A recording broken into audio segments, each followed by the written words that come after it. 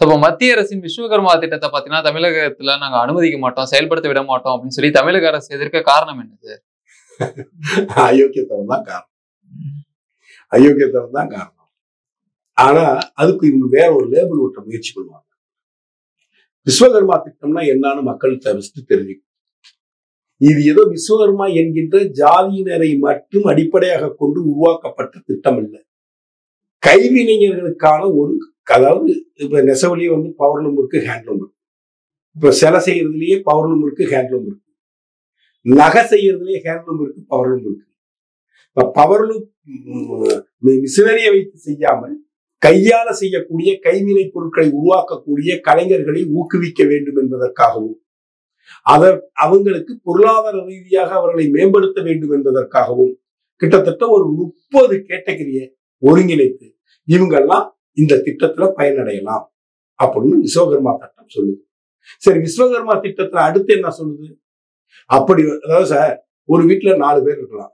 அவங்க அப்பா வந்து தச்சாரா இருக்கலாம், இல்ல பொற்கொள்ளரா இருக்கலாம். 3 பேர் நல்லா படிப்பு வந்திருக்கும், படிச்சிருக்கலாம், வேற வேற வேலைக்கு போயிருக்கலாம். ஆனா ஒரே ஒரு பையன் மட்டும் அப்பா செஞ்ச அந்த பொற்கொள்ளர் வேலையவோ தச்சர் வேலையவோ தொடர்ந்து செய்யலாம். அப்ப அந்த ஒரு பையன், இவங்களுடைய ஸ்டாண்டர்ட் வேற மாதிரியா இருக்கும். படிச்சுட்டு வேலைக்கு போன அண்ணனோ தம்பியோ அவங்களுடைய ஸ்டாண்டர்ட் வேற மாதிரியா இருக்கும். இவர் கைத்தொழிலை செஞ்சுக்கிட்டு இருக்கிறதுனால இவர் கஷ்டப்படக்கூடிய நிலையில் வாழலாம், கஷ்ட ஜீவனம் செய்யக்கூடியவராக இருக்கலாம். அப்படிப்பட்டவர்கள் விருப்பப்பட்டால் இந்த விஸ்வகர்மா திட்டத்தில் சேர்ந்து பயனடையலாம். தன் பிசினஸை வந்து இன்டர்நேஷனல் லெவலுக்கு எப்படி கொண்டு போறது, ஏற்றுமதி எப்படி பண்றது, இதை மார்க்கெட்டிங் ஸ்ட்ராட்டஜிக்கு எப்படி கொண்டு போறது, இதனுடைய லாஜிஸ்டிக் எப்படி கையாளுறது, இதை எப்படி பெருசா பண்றது, பெரிதாக உருவாக்குவது எப்படி, இதை வந்து ஏற்றுமதி செய்யக்கூடிய நிறுவனமாக அந்த விஷயத்தை உருவாக்குவது எப்படி, அப்படி என்பதற்கான பயிற்சி அவங்களுக்கு கொடுக்கப்படுது. அந்த பயிற்சி காலத்துல அவங்களுக்கு ஸ்டைஃபைன் கொடுக்கப்படுது. 10 நாளோ 12 நாளோ பயிற்சி. அந்த பயிற்சி காலத்துக்கு சாப்பாடு போட்டு பயிற்சி கொடுத்து ஸ்டைஃபைன் கையில கொடுத்து அனுப்பப்படுது, ஊக்கத்தொகை. கரெக்டுங்களா? இவ்வளவு திட்டத்தை உருவாக்கி அதற்கு ஃபண்டு ஒதுக்கியாச்சு. கிட்டத்தட்ட 35,000 கோடி 35,000 கோடி ஃபண்டு ஒதுக்கியாச்சு. மம்தா பானர்ஜி ஆளக்கூடிய மேற்கு வங்கத்தில் இந்த திட்டம் செயல்படுத்தப்படுது. பினராயி விஜயன் மாநில முதலமைச்சராக இருக்கக்கூடிய கம்யூனிஸ்ட் கட்சி ஆளக்கூடிய கேரளாவில் இந்த திட்டம் அமல்படுத்தப்படுது. காங்கிரஸ் கட்சி ஆளக்கூடிய கர்நாடகாவில் இந்த திட்டம் செயல்படுத்தப்படுகிறது. காங்கிரஸ் ஆளக்கூடிய தெலுங்கானாவில் இந்த திட்டம் செயல்பாட்டு கொண்டு வந்துட்டாங்க. காங்கிரஸ் ஆளக்கூடிய இமாச்சல பிரதேசத்தில் இந்த திட்டம் வந்துடுச்சு. ஆனா தமிழ்நாட்டுக்கு மட்டும் வராது. ஏன்னா இதுக்கு வந்து இவங்க ஒரு டேக்லைன் வச்சிருக்காங்க, குலக்கல்வி. பைத்தியக்கார பசங்களா, லூசு பசங்களா, மென்டல் பசங்களான்னு கேட்கணும்னு எனக்கு தோணுது.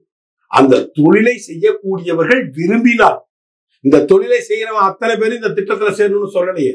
இந்த தொழிலை, கைத்தொழிலை தன் பரம்பரையாக செய்யக்கூடிய இந்த விஷயத்தை நீ விருப்பப்பட்டா விஸ்வகர்மா திட்டத்துல சேர்ந்து கிட்டத்தட்ட 3 லட்சம் ரூபாய் வரைக்கும் உனக்கு பொருளாதார உதவி செய்யறோம். அந்த திட்டத்தை வாங்கி முதல்ல 1 லட்சம் ரூபாய் பணம் கொடுப்போம். அந்த 1 லட்சம் ரூபாய் வாங்கி உன்னுடைய பிசினஸ் நீ டெவலப் பண்ணிக்கிட்டு ஒரு 20 மாசம் அந்த 1 லட்சம் ரூபாய் திருப்பி செலுத்திட்டு மீண்டும் நீ 2 லட்சம் ரூபாய் பணம் வாங்கிக்கலாம். அந்த 2 லட்சம் ரூபாய் பணத்தை வாங்கிட்டு திரும்ப பிசினஸ் நீ இன்னும் பெரிதுபடுத்திட்டு ஒரு 20 மாசம் அந்த 2 லட்சம் ரூபாய் பணத்தை திருப்பி கட்டலாம். இதெல்லாம் செஞ்சு முடிச்சதுக்கு உனக்கு பிசினஸ் பெருசாயிடும். அப்புறம் முத்ரா திட்டத்திலேயே நீ போய் கடன் வாங்கிக்கலாம் 20 லட்சம் வரைக்கும். அதற்கான வாய்ப்பு உருவாக்கப்படுது. நீ இந்த தொழிலை நேர்த்தியாக செய்கிறாய் என்பதற்கான 10 நாள் பயிற்சியின் முடிவில் உனக்கு சான்றிதழ் வழங்கப்படும். அந்த சான்றிதழை அடிப்படையாக வைத்து நீ முத்ரா திட்டத்தில் கடனுதவி பெற முடியும். இந்த பிசினஸை பெருக்கிறது எப்படி, ஸ்டார்ட் அப்பின் நிறுவனங்களை உருவாக்குவது எப்படி, அதுல கைவினைஞர்களை உருவாக்கி கைத்தொழிலாக செய்யக்கூடிய, கையால் செய்யக்கூடிய பொருட்களை மார்க்கெட் பண்றது எப்படி அப்படின்னு ஒரு உன்னதமான ஒரு திட்டத்தை கொண்டு வந்தா அது ஒத்த வார்த்தை போட்டு குலத்தொழில்னு சொல்லி நான் தடுத்து நிப்பாட்டுவேன், அவங்களுக்கு நான் வேற திட்டத்தை கொண்டு வருவேன்னு சொல்றியே, இது அறிவு உள்ளவங்க இதை யோசிப்பாங்களா? இல்ல அந்த கைவினை கலைஞர்களுக்கு உரிய அங்கீகாரத்தை கொடுக்க வேண்டும் என்ற சிந்திப்பவர்கள் இதை தடுத்து நிப்பாட்டுவாங்களா? சார், ஒரு சமீபத்துல எனக்கு என் மகளுக்கு குழந்தை பிறந்தப்ப கருங்காலி கட்டையில மரப்பாச்சி பொம்மை செய்யணும். இப்ப கருங்காலி கட்டை கிடைக்கிறதே கஷ்டம்.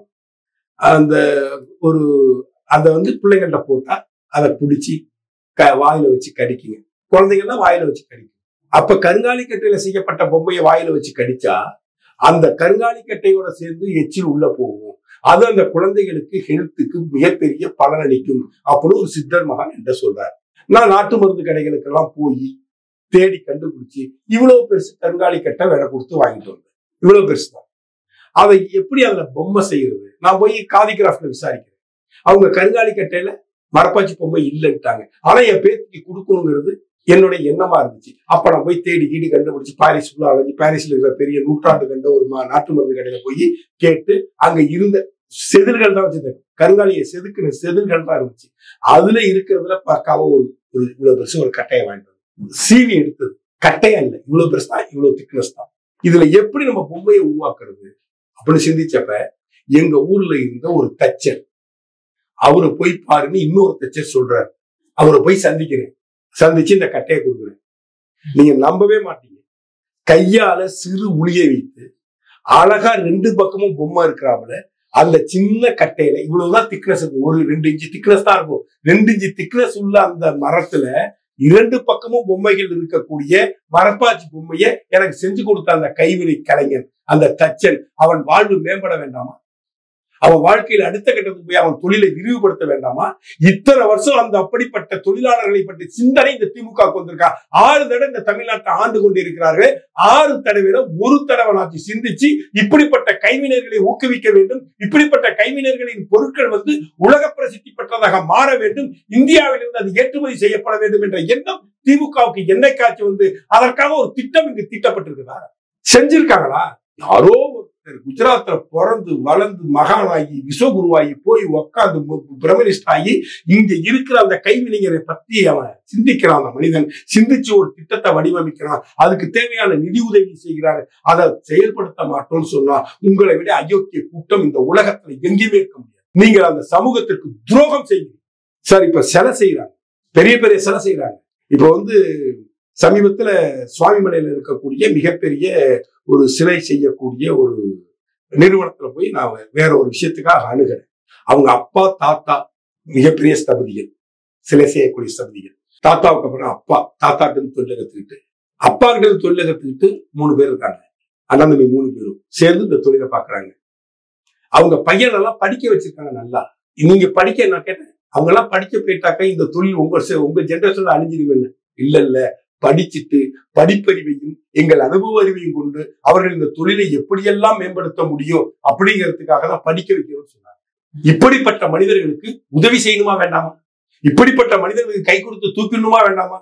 இப்படிப்பட்ட கலை சார் இது ஒரு கலை. இந்த கலையை நீங்கள் அழிக்க போகிறீர்களா? அதை வளர்க்க போகிறீர்களா? வளர்க்கறதுக்காக தான் அந்த கைவினை பொருட்களை உருவாக்கக்கூடிய அந்த கைவினை கலைஞர்களை ஊக்குவிக்கும் விதமாக அந்த கலை இந்திய திருநாட்டின் பொக்கிஷம் என்பதை உணர்ந்ததால் தான் இந்த விஸ்வகர்மா திட்டத்தையே வடிவமைக்கப்பட்டது. இதை ஒரு ஜாதிக்குள் அடக்கி இங்கு கேவலமான அரசியலை திமுக கையில் எடுப்பதாக நான் பகிரங்கமாக குற்றம் சாட்டுறேன். இதுல எங்க சார் குலத்தொழில் வந்துச்சு? ஏன் செய்யக்கூடாதுன்னு நான் கேட்கிறேன். ஏன் செய்யக்கூடாது? ஏன் பண்ணக்கூடாது? விருப்பப்பட்டவங்க நம்ம பண்றோம். நீ உன் ஜாதிக்கு என்ன தொழிலோ அதை தான் நீ பண்ணணும். உங்க அப்பா என்ன தொழில பண்ணாரோ அந்த தொழில் தான் நீ பண்ணணும். உன் பாட்டை என்ன தொழில் பண்ணணும் அந்த தொழில் தான் பண்ணணும். விஸ்வகர்மா திட்டம் சொல்லுதா சார்? இதுல இன்னைக்கு நீங்க உங்க அப்பா செஞ்ச தொழில், இப்போ உதாரணத்துக்கு எங்களுடைய குலத்தொழில், எங்க தாத்தா எங்க அப்பா எல்லாம் செஞ்சது நெசவு தொழில். எங்க அப்பாவே நெசவு தொழிலுக்கு போகல, அவரே போலீஸ் வார்டன் ஆயிட்டார். அதுக்கப்புறம் எங்க ஜெனரேஷன்ல எங்க அப்பா காலத்துக்கு அப்புறம் உழைக்க வழி இல்லாம எங்க அண்ணன் நெசவு தொழில் பண்ணாங்க. அந்த நெசவு தொழில் முடிச்சுட்டு அதுக்கப்புறம் இப்ப என் பசங்க, எங்க அண்ணன் பசங்க எல்லாரும் நெசவு தொழிலை விட்டாச்சு. எங்க அண்ணன்களே ஒரு கட்டத்துக்கு மேல நெசவு தொழிலை விட்டுட்டு வெளிநாடுகளுக்கு போனாங்க, வந்தாங்க. இப்ப நெசவு தொழில எங்க குடும்பம் செய்யல. இப்ப எனக்கு ஒரு புள்ள வருதான், அவன் படிக்கிறான், MBA படிக்கிறான். MBA படிச்சுட்டு வந்தான். இந்த கைத்தொழில் நெசவை நான் மேம்பட்ட முறையில் விஞ்ஞானபூர்வமாக செய்து இதில் நான் சாதனை படைக்க வேண்டும் நினைக்கிறான். ஒரு 2 ஜெனரேஷன் போய் 3வது ஜெனரேஷன் ஒருத்தன் வர்றான். என் மூதாதையர்கள் பாட்டன் பூட்டன் முப்பாட்டெல்லாம் சேர்ந்து செஞ்ச உருவாக்கிய தொழில் இது. இந்த தொழிலை அழிவு பாதைக்கு கொண்டு செல்ல மாட்டேன், இதுல மீட்டெடுக்கணும் முடிவு பண்ணி என் பையன் இந்த கைத்தறி நெசவுக்குள்ள அதை அவன் படித்த படிப்பறிவையும் பட்டறிவையும் சேர்ந்து இந்த தொழிலை முன்னெடுக்கணும் முடிவு பண்ணான்னா இந்த விஸ்வகர்மா திட்டத்தை சேர்ந்து அதற்கான பயிற்சியை அங்க பெற்று இந்த தொழிலை அரசாங்கத்திலிருந்து நிதியுதவி பெற்று முன்னெடுத்து ஜெயிக்க முடியும். இதுதான் இதனுடைய தாத்பரியம். சார், இன்னைக்கு எங்க ஊர்ல திருநாகேஸ்வரம் நெசவாளர் சொசைட்டின்னு ஒண்ணு இருந்துச்சு, கூட்டுறவு சங்கம். திமுக அழிச்சது சார். எங்க ஊர்ல நெய்யப்படக்கூடிய 100ஆம் நம்பர் வேஷ்டி தமிழ்நாடு முழுக்கும் புகழ் வாய்ந்தது. அந்த சொசைட்டிக்குள்ள என்னைக்கு திமுக காரர்கள் டைரக்டராக உள்ள போனாங்களோ அதோட அந்த சொசைட்டி இழுத்து மூட இன்னைக்கு புல்லு பூண்டு முடிஞ்சு அந்த இடமே வந்து நாசமாக்கி வைக்கிற சொசைட்டி இருந்த இடம். இப்படி ஒவ்வொரு பகுதியிலும் இருந்த நெசவாளர் கூட்டுறவு சங்கங்கள் நாசமா பேருக்கு திமுக உள்ள போனதுக்கு அப்புறம் எங்க ஊர் பக்கத்துல சந்திரசேகரபுரம் கூட்டுறவு பண்டகசாலையில ஒரு பண்டகசாலை இருந்துச்சு. அந்த பண்டகசாலை உருவாக்கி அதற்கு ஒரு டைரக்டரா இருந்து அதை வழிநடத்திக்கூடிய ஜிஎம்ஆ இருந்து வழிநடத்தியவர் ரெங்கராஜன் ஐயங்காருங்கிறவர். அதுக்கு டைரக்டரா வந்து கோச்சிமணி உள்ள வந்தார். கோச்சிமணி உள்ள வந்து அவருக்கு ஒரு கான்ஃபிளிக்ட் விட்டுட்டு வெளியே போயிட்டார். அதுக்கப்புறம் இன்னைக்கு வந்து சந்திரசேகரபுரம் கூட்டுறவு பண்டகசாலை கொஞ்ச காலம் டாஸ்மார்க்ல சரக்கு வித்துச்சு. இன்னைக்குதான் வந்து நாங்க கிலோவுல என்ன தரோம்னு சொன்னோம். இன்னைக்குதான் விளம்பரம் வருது. கிலோவுல தரோம் 50 கிராம் அதிகமா இருக்கும், பொறிக்கலாம் வறுக்கலாம் விளம்பரம்லாம் வரும். அவர் 70களிலேயே எடை போட்டு எண்ணெய் வித்தார். தேங்காய் எண்ணெய், கல்லெண்ணெய், கிழக்கெண்ணெய், நல்லெண்ணெய், எல்லா எண்ணெயும், நெய், வெண்ணெய் எல்லாத்தையும் எடை போட்டு வியாபாரம் பண்ணக்கூடிய ஒரு விஷயத்தை கொண்டு வந்தார் சந்திரசேகர் கூட்டுறவு பண்டகசாலை மூலமாக. இப்படிப்பட்ட கூட்டுறவு பண்டகசாலைகளை, கூட்டுறவு சங்கங்களை நம்ம அழித்து ஒழித்தது திமுகவின் மிகப்பெரிய சாதனை. இதே விஷயத்த இப்ப மோடி கையில் எடுக்கிறாங்க. இது நலிந்து விடக்கூடாது. பட்டு நெசவு சார். இப்ப வந்து நம்ம வந்து பட்நூல்காரங்கன்னு எங்க பகுதியில் சொல்லுவோம். சௌராஷ்டிரா மக்கள் அவங்கதான் பட்டு நெசவை தமிழகத்துக்கு அறிமுகப்படுத்தினவங்க. பட்டுல வந்து கையால நெசே உங்க உருவத்தையே உருவாக்கிட முடியும். உங்க உருவத்தையே கையால நெசு உங்க உருவத்தையே உருவாக்கிறது கலைஞன் இருக்கான். அவன் கஞ்சிக்கு செத்துக்கிட்டு இருக்கான். இப்படிப்பட்ட கலையை கையில வச்சிருக்கான். ஆனா அவன் கஞ்சிக்கு செத்துக்கிட்டு இருக்கான். அவனை முன்னேற்றணும்னா அதுக்கு ஒரு சிந்தனை வேணும், அதுக்கு ஒரு செயல் வேணும், அதுக்கு ஒரு தீர்க்கதரிசி வேணும். அந்த தீர்க்கதரிசி தான் நரேந்திர மோடி. அதை அழித்து ஒழித்து தமிழக மக்களுக்கு அந்த நன்மை கிடைத்து விடக் கூடாது என்பதற்காக தீய சக்தியாக செயல்படுகிறார் தமிழக முதல்வர். நான் குற்றச்சாட்டு. இது பைத்தியகாரத்தனத்தின் உச்சம். அது ஒரு வாரத்துக்கு முன்னாடி தமிழக அரசு அறிவிச்சாங்க. என்னன்னா மத்திய அரசாங்கம் வந்து தமிழ்நாட்டுக்குள்ள புகுந்து அந்த மதுரை மாவட்டத்துல புகுந்து ஒரு கனிமத்தை எடுக்கிறதுக்கு முயற்சி எடுக்கிறாங்களே. இந்த தமிழ்நாடு அரசுடைய உத்தரவு இல்லாம இப்படி இதை செய்ய முடியுங்கிறது போல சந்தேகம் வந்துச்சு. இது சம்பந்தமா நான் கூகுள்ல சர்ச் பண்ணி பார்த்தேன். எனக்கு சரியான தகவல் அன்னைக்கு கிடைக்கல. அண்ணாமலை 1ஆம் தேதி வந்து இறங்குனதுமே தமிழக அரசு மேல ஒரு அணுகுண்டை போட்டார். அதற்கு பதில் சொல்லக்கூடிய வக்கும் திராணியும் தெம்பும் தமிழக அரசுக்கு இந்த நிமிஷம் வரைக்கும் இல்லை. இங்க வந்து இந்த கனிமம் இருக்குது, டங்ஸ்டன் என்கின்ற கனிமம் இந்த பகுதியில நிறைஞ்சிருக்குது. இங்க வந்து கனிமத்தை தோண்டி எடுக்கிறதுக்கு எங்களுக்கு அனுமதி தாங்க. இந்த அனுமதி கிடைச்சதுன்னா இத்தனை பிளேயர்ஸ் உள்ள வருவாங்க, இத்தனாயிரம் பேருக்கு வேலை கிடைக்கும், இதனால இவ்வளவு பொருளாதார முன்னேற்றம் கிடைக்கும்னு சொல்லி மத்திய அரசாங்கத்துக்கு ரிக்வெஸ்ட் பண்ணதே தமிழ்நாடு அரசாங்கம் தான். அது சம்பந்தமா அதே காலகட்டத்துல இந்தியன் எக்ஸ்பிரஸ்ல செய்தியும் வெளியே வந்திருக்க, ஒரு கட்டுரை வெளியே வந்து அது யாருக்கும் நம்ம கவனத்துக்கு வரல. ஏன்னா நம்ம இந்தியன் எக்ஸ்பிரஸ் படிக்கிறது இல்லை இல்லையா, அதனால நமக்கு தெரியல. அதை மேற்கோள் காட்டி அந்த பத்திரிகை செய்தியை வெளியிட்டு நீங்களே பர்மிஷன் கேட்பீங்க, உங்களுக்கு மத்திய அரசாங்கம் பர்மிஷன் கொடுக்கும். மக்கள் போராட ஆரம்பிச்சாக்கா அந்த மக்கள்கிட்ட போய் எடுத்து பேசி திட்டத்தை பத்தி விஷயங்களை பேசி திட்டம் தொடர்பாக மக்கள்கிட்ட விழிப்புணர்ச்சி அடைய செய்து இது வந்தா இந்த பகுதி மக்களுக்கு என்னென்ன நன்மைகள் கிடைக்குங்கிறத சொல்லி, அதனால இந்த மாநிலத்தின் வரி வருவாயிலிருந்து எல்லாம் எப்படி உயரும் என்பதை எடுத்து சொல்லி, அந்த பகுதி மக்களுக்கு எப்படியெல்லாம் வேலை வாய்ப்பு உருவாகும் என்பதை எடுத்து சொல்லி அந்த மக்களை சமாதானப்படுத்துவதற்கான முயற்சியை மேற்கொள்ளாத தமிழக அரசு மத்திய அரசாங்கத்தின் மீது பழியை போட்டுவிட்டு தான் தப்பிப்பதற்கான வழிமுறையை தேடுகிறது இந்த தமிழக மு.க. ஸ்டாலின் தலைமையிலான தமிழக அரசு. இப்படிதான் போன தடவை அவங்க அப்பா முதலமைச்சரா இவர் துணை முதலமைச்சரா இருந்தப்ப மீத்தேன் திட்டம் எடுக்கிறதுக்கு புரிந்துணர்வு ஒப்பந்தத்துல கையெழுத்து போட்டதே திரு மு.க. ஸ்டாலின் தான். ஆனா எதிர்கட்சியானதும் அதற்கு எதிராகவே இவர் போராடினார். ஆனா மக்கள் நல கூட்டணிங்கிற பேர்ல ஒரு தேர்தலை சந்திச்ச மதிமுகவின் பொதுச் செயலாளர் திரு வைகோ அவர்கள் இந்த மீத்தேன் திட்டத்தை கையெழுத்து போட்டு காவிரி டெல்டாவை நாசமாக்கக்கூடிய செயலை செய்தவர் மு.க. ஸ்டாலின் குற்றம் சாட்டினார். அப்ப என்ன சொன்னாங்க, நாங்க புரிந்துணர்வு ஒப்பந்தத்துல தான் கையெழுத்து போட்டோம், தெரியாம போட்டுட்டோம், புரியாம போட்டுட்டோம், என்னன்னு மலுப்பல் பதில்களை சொன்னாங்க. இந்த திட்டம் வந்து கையெழுத்து ஆனதுக்கு அப்புறம் பத்திரிகையாளர்கள் இது உங்களுடைய சாதனைன்னு சொல்லாமான்னு டிஆர் பால்ட்ட பேட்டி எடுக்கிறாங்க. இதை என்னோட சாதனை மட்டும்தான் சொல்லி கொச்சைப்படுத்தாதீங்க. இது நாங்களாம் இணைந்து மத்திய அரசாங்கம், மாநில அரசாங்கம், முதலமைச்சர், துணை முதலமைச்சர் எல்லாருமா சேர்ந்து செஞ்ச சாதனை சொல்லுங்கன்னு வியாக்கியானம் பேசினார் டிஆர் பாலு மீத்தேன் திட்டம் தொடர்பா. தமிழக மக்கள் ஒரு விஷயத்துக்கு எதிராக போராடுகிறார்கள் என்றால் அந்த போராட்டத்தின் வேரை தேடி போனால் அது திமுக செய்த தீமையாக தான் இருக்கும். நீங்க எந்த திட்டத்தை நீட்ல எடுத்துங்க, நீட்டும் தீமைன்னு சொல்லி தானே போராடுறாங்க. அதுக்கு ரூட் எடுத்துக்கோங்க. அந்த தீர்மானத்தை பாராளுமன்றத்தில் வச்சதே திமுக எம்பி காந்தி செல்வன். கச்சத்தீவு பிரச்சனை எடுத்துட்டு போங்க, நீங்க கொடுக்கறது போல கொடுங்க, நாங்க போராடுறோம், நாங்க போராடுறதை நீங்க கண்டுக்காதீங்க, நீங்க கொடுக்கறத பத்தி எங்களுக்கு நோ அப்ஜெக்ஷன் சொன்னது இந்த திமுக அரசு கருணாநிதி. அன்றைக்கு வெளியுறவுத்துறை செயலாளரும் வெளியுறவுத்துறை அதிகாரிகள் வந்து திரு கருணாநிதி அவர்களை பேச்சுவார்த்தை நடத்தி பேச்சுவார்த்தையின் முடிவில் அந்த கருணாநிதி ஒத்துக்கிட்டதன் அடிப்படையில தான் கச்சத்தீவே தாரை வார்க்கப்பட்டது. அதையும் கச்சத்தீவு தாரை வார்க்கப்பட்டு 40 ஆண்டுகளுக்கு பிறகு அண்ணாமலை என்கின்ற ஒரு மாவீரன் புறப்பட்டு வந்துதான் அதை உடைச்சு பொதுமக்கள் மத்தியில கொண்டு போய் சேர்க்க முடியும்.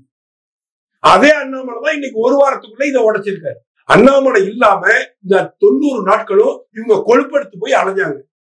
அதுல வந்து ஒரு கேள்வி கேட்டாங்க உதயநிதி ஸ்டாலினை பத்தி, ஃபெயிலியர் ஆக்டர்னு சொல்லிட்டாராம்.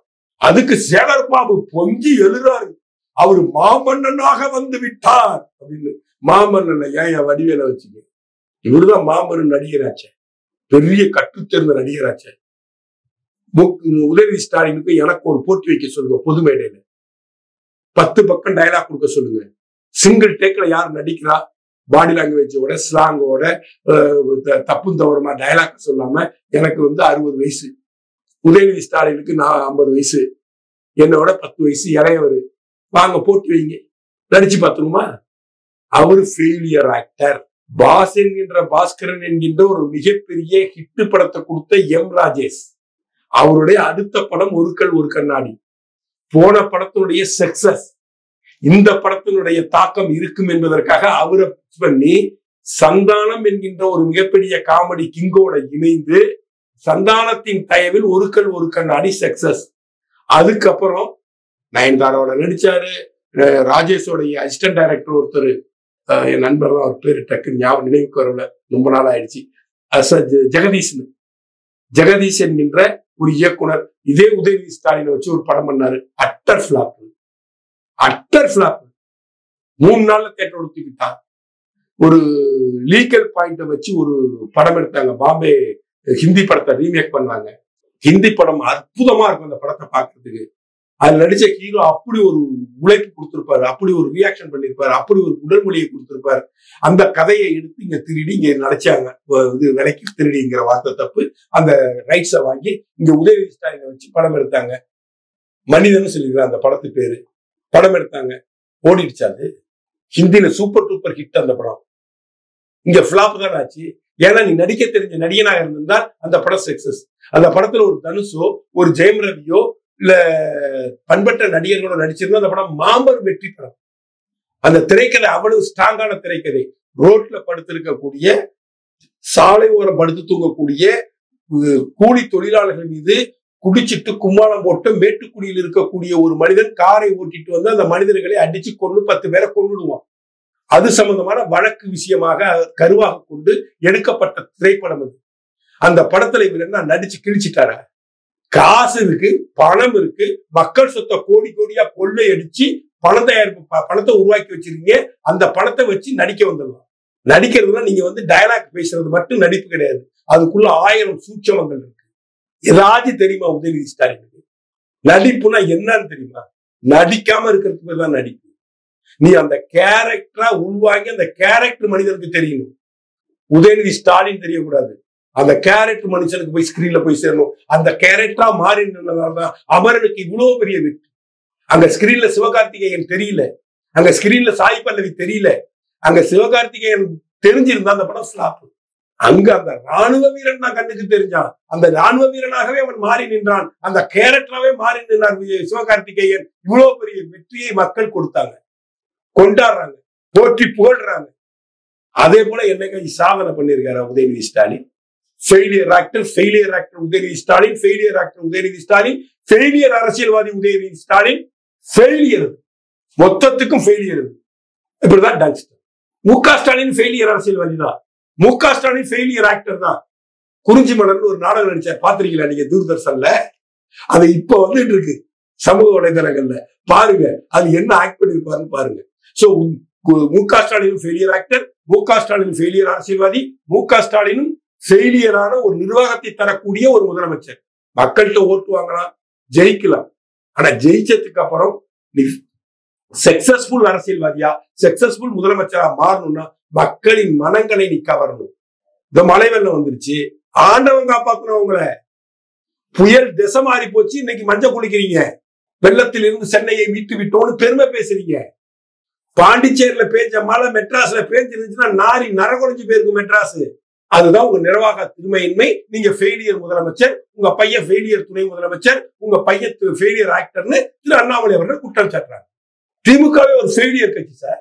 ஏதோ அங்கொன்னு இங்கொன்னுமா ஏதாச்சும் ஒரு நன்மை செஞ்சிருக்கலாம், அது 10 பேர் பயனடைஞ்சிருக்கலாம். அவங்க செஞ்சது எல்லாமே தப்பு தானே. ஆட்சி அதிகாரம் என்பதையும் அரசியல் என்பதையும் தொழிலாக மாற்றிய பெருமை திராவிட முன்னேற்ற கழகத்துக்கு தானே சேரும்.